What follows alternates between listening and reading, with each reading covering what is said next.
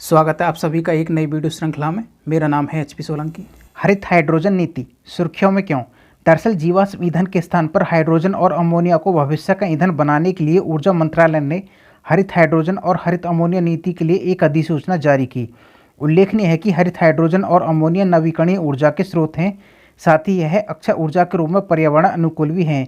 भारत सरकार जीवाश्म ईंधन को त्याग कर पर्यावरण अनुकूल ईंधनों के प्रति विभिन्न जागरूक अभियान भी चला रही है। जैसा कि आप जानते हैं, हरित हाइड्रोजन नीति के लागू होने से भारत में स्वच्छ ईंधन को बढ़ावा मिल सकेगा। इससे जीवाश्म ईंधन पर निर्भरता भी कम होगी, साथ ही कच्चे तेल का आयात भी कम होने लगेगा, जिससे विदेशी मुद्रा भंडार सामान्य हो सकेगा। आपको बताते चलें कि 2021 में भारत की स्वतंत्रता के 75 वर्ष पूर्ण होने के उपलक्ष्य में अमृत महोत्सव की घोषणा के साथ राष्ट्रीय हाइड्रोजन नीति की चर्चा प्रधानमंत्री श्री नरेंद्र मोदी जी ने की थी। इस मिशन के प्रमुख उद्देश्यों में भारत सरकार द्वारा 2030 तक जलवायु परिवर्तन लक्ष्यों को पूर्ण करने तथा भारत को हरित हाइड्रोजन का केंद्र बनाना है। आपको स्मरण करा दें कि भारत 2030 तक 450 गीगावाट नवीकरणीय ऊर्जा स्थापित करने के लिए प्रतिबद्ध है। प्रधानमंत्री श्री नरेंद्र मोदी ने 2015 में 175 गीगावाट नवीकरणीय ऊर्जा स्थापित करने का लक्ष्य 2022 तक रखा, लेकिन भारत ने 2021 में ही 100 गीगावाट लक्ष्य हासिल कर लिया है। हरित हाइड्रोजन नीति के प्रावधान। दरअसल भारत सरकार हरित हाइड्रोजन उत्पादन को बढ़ावा देने के लिए एक विशिष्ट विनिर्माण क्षेत्र स्थापित करेगी। हरित हाइड्रोजन का लक्ष्य 2030 तक 50 मिलियन टन कर दिया है।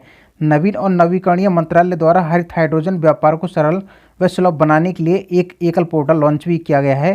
ग्रीन हाइड्रोजन को बढ़ावा देने के लिए नीति के प्रावधानों के तहत कहीं भी प्लांट स्थापित किया जा सकता है। हरित हाइड्रोजन और हरित अमोनिया का उत्पादन प्राकृतिक गैस के साथ किया जाता है। हरित हाइड्रोजन के उत्पादन में गैर जीवाश्म ईंधन जैसे पवन और ऊर्जा से होती है, लेकिन यह वर्तमान पृष्ठभूमि में अलाभकारी सिद्ध हो रहे हैं। इसलिए नीति का उद्देश्य इसे और भी व्यावहारिक बनाना है। इस नीति के महत्व की बात करें तो भारत में बड़े स्तर पर जीवाश्म ईंधन का प्रयोग किया जाता है। अगर इसे हरित हाइड्रोजन से परिवर्तित करें तो इसका सबसे बड़ा फायदा पर्यावरण पर होगा, साथ ही क्रूड ऑयल की आयात निर्भरता भी कम होगी। इस नीति से हरित हाइड्रोजन की उपभोक्ताओं तक पहुंच भी सरल होगी। जैसा कि आप जानते हैं, ग्रीन हाइड्रोजन पानी के इलेक्ट्रोलिसिस से बनाया जाता है, जो जल को हाइड्रोजन और ऑक्सीजन से अलग करने की नवीनतम विधि है। इसका उपयोग अक्षय ऊर्जा निर्माण में किया जा सकता है। उल्लेखनीय है कि ग्रीन हाइड्रोजन ऊर्जा का स्वच्छ विकल्प है। भविष्य में इसका उपयोग माल ढुलाई के साथ लंबी दूरी की रेलवे, जहाज़ों, बस व ट्रकों में हो सकेगा। बुनियादी ढांचे के समर्थन में हरित हाइड्रोजन में प्रमुख नवीकरणीय लक्ष्य को प्राप्त करने की क्षमता है। आपको बताते चलें कि ग्रीन अमोनिया का उपयोग कृषि उर्वरकों के उत्पादन में भारी मात्रा में किया जाता है। अमोनिया रंगहीन गैस है।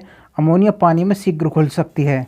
आपको हमारी ये वीडियो श्रृंखला कैसी लगी? आप लाइक या डिसलाइक का चुनाव कर सकते हैं। साथ ही एचपी सोलंकी स्टडी को सब्सक्राइब भी कर सकते हैं।